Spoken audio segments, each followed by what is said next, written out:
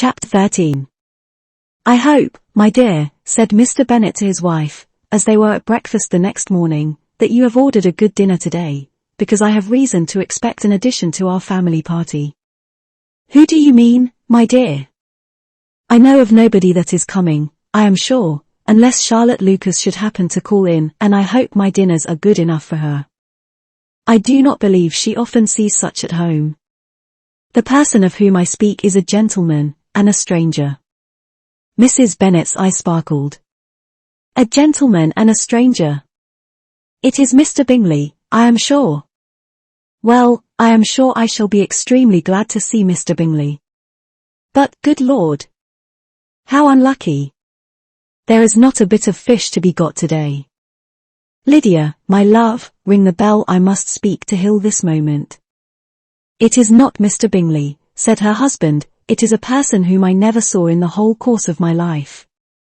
This roused a general astonishment, and he had the pleasure of being eagerly questioned by his wife and his 5 daughters at once. After amusing himself some time with their curiosity, he thus explained. About a month ago I received this letter, and about a fortnight ago I answered it, for I thought it a case of some delicacy, and requiring early attention. It is from my cousin, Mr. Collins, who, when I am dead, may turn you all out of this house as soon as he pleases. Oh, oh! My dear, cried his wife, I cannot bear to hear that mentioned. Pray do not talk of that odious man. I do think it is the hardest thing in the world, that your estate should be entailed away from your own children, and I am sure, if I had been you, I should have tried long ago to do something or other about it. Jane and Elizabeth tried to explain to her the nature of an entail.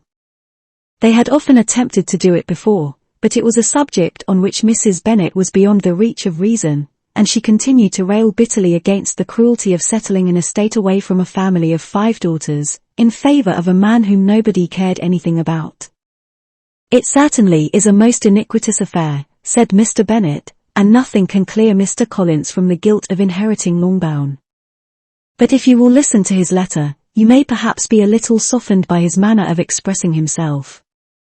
No, that I am sure I shall not, and I think it is very impertinent of him to write to you at all, and very hypocritical. I hate such false friends. Why could he not keep on quarrelling with you, as his father did before him? Why, indeed, he does seem to have had some filial scruples on that head, as you will hear. Hunsford, near Westerham, Kent, the 15th of October. Dear Sir, the disagreement subsisting between yourself and my late honoured father always gave me much uneasiness, and since I have had the misfortune to lose him, I have frequently wished to heal the breach, but for some time I was kept back by my own doubts, fearing lest it might seem disrespectful to his memory for me to be on good terms with anyone with whom it had always pleased him to be at variance. There, Mrs. Bennet. My mind, however, is now made up on the subject, for having received ordination at Easter, I have been so fortunate as to be distinguished by the patronage of the Right Honourable Lady Catherine de Berth, widow of Sir Louis de Berth, whose bounty and beneficence has preferred me to the valuable rectory of this parish, where it shall be my earnest endeavour to demean myself with grateful respect towards her ladyship, and be ever ready to perform those rites and ceremonies which are instituted by the Church of England. As a clergyman, moreover, I feel it my duty to promote and establish the blessing of peace in all families within the reach of my influence, and on these grounds I flatter myself that my present overtures are highly commendable, and that the circumstance of my being next in the entail of Longbourn estate will be kindly overlooked on your side, and not lead you to reject the offered olive branch.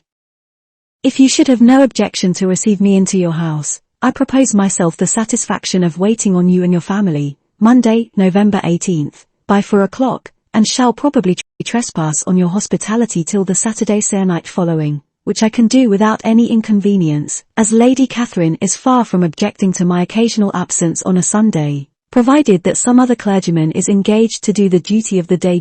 I remain, dear Sir, with respectful compliments to your lady and daughters, your well-wisher and friend, William Collins. At 4 o'clock, therefore, we may expect this peacemaking gentleman, said Mr. Bennet, as he folded up the letter. He seems to be a most conscientious and polite young man, upon my word, and I doubt not will prove a valuable acquaintance, especially if Lady Catherine should be so indulgent as to let him come to us again. There is some sense in what he says about the girls, however, and if he is disposed to make them any amends, I shall not be the person to discourage him. Though it is difficult, said Jane, to guess in what way he can mean to make us the atonement he thinks our due, the wish is certainly to his credit. Elizabeth was chiefly struck by his extraordinary deference for Lady Catherine, and his kind intention of christening, marrying, and burying his parishioners whenever it were required. He must be an oddity, I think, said she. I cannot make him out. There is something very pompous in his style. And what can he mean by apologizing for being next in the entail? We cannot suppose he would help it if he could. Could he be a sensible man, sir? No, my dear, I think not. I have great hopes of finding him quite the reverse. There is a mixture of servility and self-importance in his letter, which promises well. I am impatient to see him. In point of composition, said Mary, the letter does not seem defective. The idea of the olive branch perhaps is not wholly new, yet I think it is well expressed. To Catherine and Lydia, neither the letter nor its writer were in any degree interesting. It was next to impossible that their cousin should come in a scarlet coat, and it was now some weeks since they had received pleasure from the society of a man in any other colour. As for their mother, Mr. Collins's letter had done away much of her ill will, and she was preparing to see him with a degree of composure which astonished her husband and daughters. Mr. Collins was punctual to his time, and was received with great politeness by the whole family. Mr. Bennet indeed said little, but the ladies were ready enough to talk, and Mr. Collins seemed neither in need of encouragement, nor inclined to be silent himself. He was a tall, heavy-looking young man of 25. His air was grave and stately, and his manners were very formal. He had not been long seated before he complimented Mrs. Bennet on having so fine a family of daughters, said he had heard much of their beauty, but that in this instance fame had fallen short of the truth, and added, that he did not doubt her seeing them all in due time disposed of in marriage. This gallantry was not much to the taste of some of his hearers, but Mrs. Bennet, who quarrelled with no compliments, answered most readily. You are very kind, I am sure, and I wish with all my heart it may prove so, for else they will be destitute enough. Things are settled so oddly. You allude, perhaps, to the entail of this estate. Ah, sir, I do indeed. It is a grievous affair to my poor girls, you must confess. Not that I mean to find fault with you, for such things I know are all chance in this world. There is no knowing how estates will go when once they come to be entailed. I am very sensible, madam, of the hardship to my fair cousins, and could say much on the subject, but that I am cautious of appearing forward and precipitate. But I can assure the young ladies that I come prepared to admire them. At present I will not say more, but, perhaps, when we are better acquainted. He was interrupted by a summons to dinner, and the girls smiled on each other. They were not the only objects of Mr. Collins's admiration. The hall, the dining room, and all its furniture, were examined and praised, and his commendation of everything would have touched Mrs. Bennet's heart, but for the mortifying supposition of his viewing it all as his own future property. The dinner too in its turn was highly admired, and he begged to know to which of his fair cousins the excellency of its cooking was owing. But he was set right there by Mrs. Bennet, who assured him with some asperity that they were very well able to keep a good cook, and that her daughters had nothing to do in the kitchen.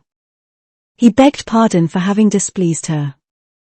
In a softened tone she declared herself not at all offended, but he continued to apologize for about a quarter of an hour.